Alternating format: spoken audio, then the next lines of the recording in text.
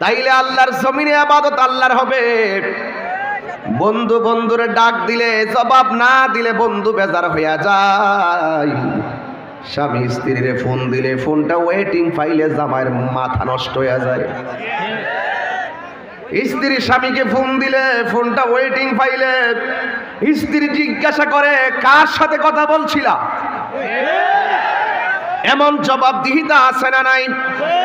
বন্ধু বন্ধুরে 3টা মেসেজ পাঠিয়েছে, 4 নম্বর মেসেজটা রিপ্লাই না পাইলে পাঠাই কি জানেন? কিরে দোস্ত তুই কি আমাকে ভুলে গিয়েছিস? অথচ আল্লাহ রাব্বুল আলামিন আমাদেরকে দৈনিক 5 বার ডাক দিচ্ছে, হাইয়া আলাস সালাহ,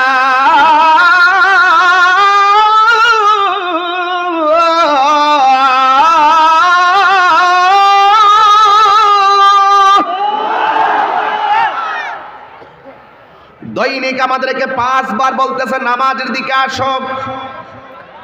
অথচ আমরা আল্লাহর ডাকে সাড়া না দিয়ে রাতের বেলা বিছানায় ঘুমায়া থাকি, ঠিক কিনা? বান্দা বান্দার প্রতি যেমনে বেজার হয়ে যায়, আল্লাহ যদি আমাদের প্রতি কিঞ্চিত সন্তুষ্টি হয়ে যেত, এশার নামাজ না পয়রা ঘুমানোর কারণে আমার আল্লাহ রাব্বুল আলামিন ঘুমের ঘরে আমাদেরকে বোবা বানায় ফেলতে পারতো। কথা বলেন ঠিক কিনা? আল্লাহ আমাদেরকে বোবা বানাইতে পারতো, এরপরও আল্লাহ আমাদেরকে বোবা বানায় না। যদি বলি কয়জন জোহর নামাজ পড়ছেন, বলবেন যে হুজুর ব্যস্ততায় পড়তে পারি নাই। যদি বলি ফজরকে পড়েছেন, বলবেন ব্যস্ততায় পড়তে পারি নাই। এই যে আল্লাহটাকে ইজা নুদি আলী সলাহ, আল্লাহ যে বলছে যখন নামাজের জন্য ডাক দেওয়া হবে, ব্যবসা বাণিজ্য সব হবে দাও, আমি আল্লাহর কুদরতি কদমে কপালটা লাগাইয়া দাও। কিন্তু আমরা আল্লাহর ডাকে সাড়া না দিয়া খেলতেছি, খাইতেছি, ঘুরতেছি। ইচ্ছা করলে আল্লাহ বোবা বানাইতে পারতেন, এরপরও কিন্তু নির্ধারিত টাইমে মৃত্যু দিচ্ছেন। মরণের আগ পর্যন্ত আমার আল্লাহ আমাদেরকে বোবা বানাইয়া ঘরের মধ্যে ফলায় রাখতে পারত। এরপর আল্লাহ আমাদেরকে বোবাও বানাইতেছে না, প্যারালাইসিসও দিতেছে না, মাঝে মাঝে কিছু দেয় পরীক্ষার জন্য। আল্লাহ রাব্বুল আলামিন কোরআনুল কারীমের মধ্যে বলেছেন, ওয়ায়ুমুদ্দুহুম ফি তুগয়ানিহিম ইয়ামাহুন। আল্লাহ রাব্বুল আলামিন বলেন, বান্দারে কোন পথে চললে জান্নাতে যাবি, কোন পথে চললে জাহান্নামে যাবে, 2টা রাস্তা বোঝার জন্য আমি একটা বিবেক দিয়েছি। বিবেকটারে আমি আল্লাহ কয়েক বিলিয়ন মিলিয়ন ট্রিলিয়ন রড দিয়া আমি আল্লাহ রাব্বুল আলামিনের বাইন্ডিং করে রাখছি। সুবহানাল্লাহ বলবেন না? মাথার মগজটারে কয়েক বিলিয়ন মিলিয়ন কিলোমিটার রড দিয়া বাইন্ডিং করে রাখছে। কত সূক্ষ্ম কারিগর, ঠিক কিনা? চলতেছে। তোরে আমি আল্লাহ সুযোগ দিছি, ভালো কোনটা মন্দ কোনটা তুমি তো ভালো কইরাই জানো। যদি ভালোটা গ্রহণ করো আমি আল্লাহকে পাইবা, মন্দটা যদি গ্রহণ করো আমি আল্লাহ তোমাদের জন্য জাহান্নাম রেখে দিয়েছি। এই জন্য মানুষের ভিতরে অনেক মানুষ আছে যারা দেখবেন বাহিরে খুব ভালো ফিটফাট, ভিতরে মুনাফিকি আছে না নাই? আল্লাহ বলেন, ওয়া মিনান নাসি মান ইয়াকুলু আমান্না বিল্লাহি ওয়া বিল ইয়াউমিল আখির ওয়া মা হুম বিমুমিনিন।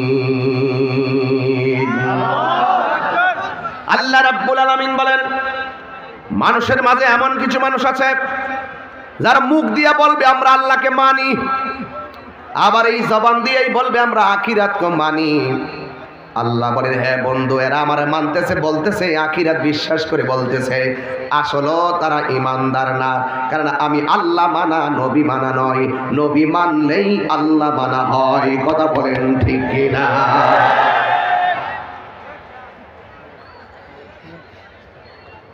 নবীকে ভালোবাসলে আল্লাহর ভালোবাসা পাওয়া যায়। আল্লাহ যে একজন আছেন, হিন্দু জানে, বৌদ্ধ জানে, খ্রিস্টান জানে, মুসলমান জানে,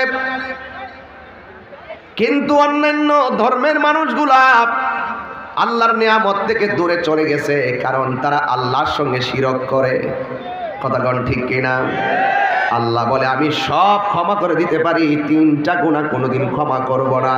1 নম্বর যারা বান্দার হক মেরে খায়, 2 নম্বর যারা মা বাবার মনে কষ্ট দেয়, 3 নম্বর যারা আমি আল্লাহর সঙ্গে শরীক করে। কথা বলেন ঠিক কিনা?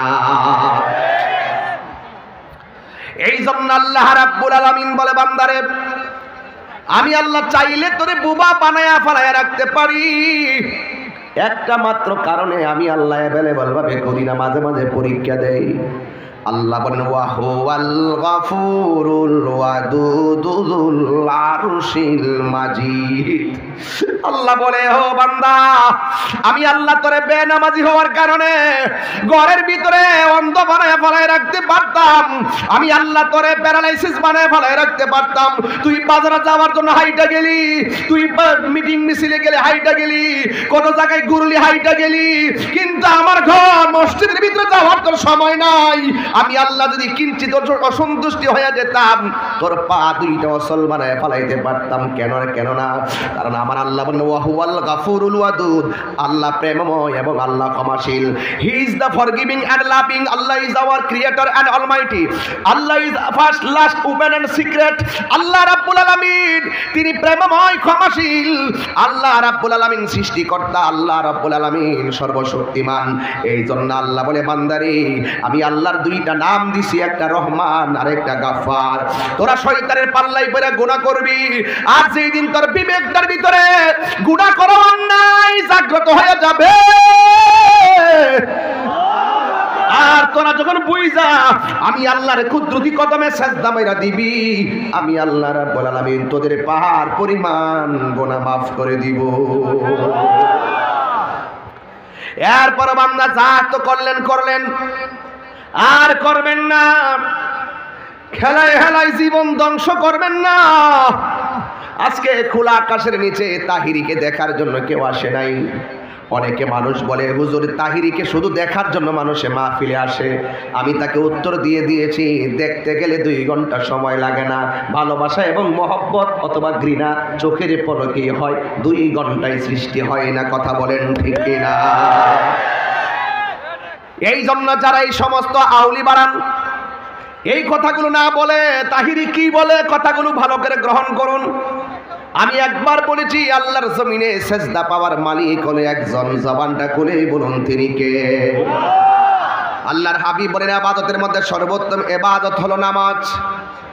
আফদালুল ইবাদতে সালাত, সর্বোত্তম ইবাদত হলো নামাজ। ওই নামাজটা ফজরের নামাজ হলো 4 রাকাত নামাজ, 2 রাকাত ফরজ। কথা কোন ঠিক কিনা? এই ফরজের জন্য ফজরের আজান আছে না নাই? যোহরের ফরজের জন্য মসজিদে আজান আছে না নাই? একটা হলো মর্নিং প্রেয়ার, আর একটা হলো মিড ডে প্রেয়ার, আর একটা হলো আফটারনুন প্রেয়ার, একটা হলো সানসেট প্রেয়ার, আর একটা হলো নাইট প্রেয়ার। মর্নিং প্রেয়ার মানে ফজরের নামাজ, মিড ডে প্রেয়ার মানে যোহরের নামাজ, আফটারনুন প্রেয়ার মানে আসরের নামাজ, সানসেট প্রেয়ার মানে হলো মাগরিবের নামাজ, আর নাইট প্রেয়ার মানে হলো এশারের নামাজ। এই প্রত্যেকটা নামাজের ফরজের জন্য দেখেন কতবার আপনাকে ডাক দেয়। ফজরের নামাজ হলো 2 রাকাত, 365 দিনে 730 রাকাত। যোহর নামাজের ফরজ হলো 4 রাকাত, 365 দিনে হলো 1460 রাকাত। আসরের নামাজের ফরজ হলো 4 রাকাত, 365 দিনে 1460 রাকাত। মাগরিবের নামাজের ফরজ হলো 3 রাকাত, 365 দিনে 1095 রাকাত। এশারের নামাজের ফরজ হলো 4 রাকাত, 365 দিনে 1460 রাকাত। এই ফরজগুলোর জন্য আপনাকে দৈনিক 5 বার ডাক দেওয়া হয়। আল্লাহু আকবার, আল্লাহু আকবার, এইভাবে আপনাকে ডাক দেওয়া হয়। পৃথিবীর সেরা ডায়লগ হলো আল্লাহু আকবার। জোরে কোন কি? পৃথিবীর সেরা ডায়লগ হলো আল্লাহু আকবার। এক যুবকের দল, কিন্তু যুবক আপনাকে আমি বলতে চাই দৈনিক যদি 5 বার ডাক দেওয়া হয় 365 দিনে হলো 1825 বার। যদি আপনার বয়স 30 বছর হয়ে থাকে তাইলে আপনাকে কতবার ডাক দিছে? হাইয়া আলাস সালাহ, হাইয়া আলাস সালাহ বলে ডাক দিয়েছে, অথচ আপনি আল্লাহর ডাকে সাড়া না দিয়া দুনিয়ার কাজ করতে অসুবিধা নাই, শুধু মসজিদের মধ্যে ঢুকলেই কোন রকম ঘড়ির কাঁটার দিকে তাকান, এমন মুসল্লি সমাজে আছে না? না, বাজারে ঘন্টার পর ঘন্টা কাটাই কিন্তু ঘড়ির কাঁটার দিকে তাকায় না। আল্লাহর ঘর মসজিদে গেলে শুধু ঘড়ির কাঁটার দিকে তাকায়। আবার কিছু মুনাফিক মুসল্লি আছে, অন্য কোথাও যাইয়া কথা বলে চান্স পায় না, মসজিদের ইমাম আর খতিবদের সঙ্গে বাহাদুরি দেখায়, এমন লোক সমাজে আছে না? না, এই মুনাফিক গুলা ক্ষেতের আইলে যাইয়া ক্ষেতের আইলটারে 14 পাকা করে, আর এই মুনাফিক মুসল্লিরাই ক্ষেতের আইল 14 পাকা করলেও কুবাইয়া মসজিদে যাইয়া বলে, এই মুসল্লি কাতারটা সোজা করেন। আল্লাহ বলে, বন্ধু, যারা মুখে একরকম অন্তরে আরেক রকমের হলো মুনাফিক, এই মুনাফিকদের জায়গা হলো জাহান্নামের সর্বনিম্ন স্তরে। কথা বলেন ঠিক কিনা? এই জন্য আমি বলছিলাম আফদালুল ইবাদাতুস সালাত, সর্বোত্তম ইবাদত হলো নামাজ। আল্লাহ রাব্বুল আলামিন এর হাবিব বলে দিয়েছেন, যারা ওযু নামাজের জন্য ওযু বানাবে, ওযু বানাইতে যায় যারা বিসমিল্লাহ বলে ওযুটা শুরু করবে, ওযুটা শেষ হওয়ার আগ পর্যন্ত আমার আল্লাহ রাব্বুল আলামিনের ফেরেশতারা আমার আল্লাহর কাছে বান্দার জন্য গুনাহ মাফ চাইতে থাকে। জোরে জোরে কি সুবহানাল্লাহ বলা যাবে না? হায়রে ও আমার মির্জাপুরের বাবা, ও আমার পাঁচগাঁওয়ের বন্ধুরা, ও পাঁচতৈলির বন্ধুরা, আমার নবী বলেন, যারা ওযু করার সময় বিসমিল্লাহ বলে গড়গড় করে কুলি করবে, এই মুখ দিয়া যত গুনাহ করেছে আল্লাহ তাআলা ওযুর পানির সঙ্গে তার গুনাহগুলো মাটিতে ফেলে দেয়। এই আওয়াজে মানি না? জোরে বলেন না সুবহানাল্লাহ। হারিয়ে যাব একদিন আমি, রবনায় ভুবন চিরদিন। থাকবেন চিরদিন?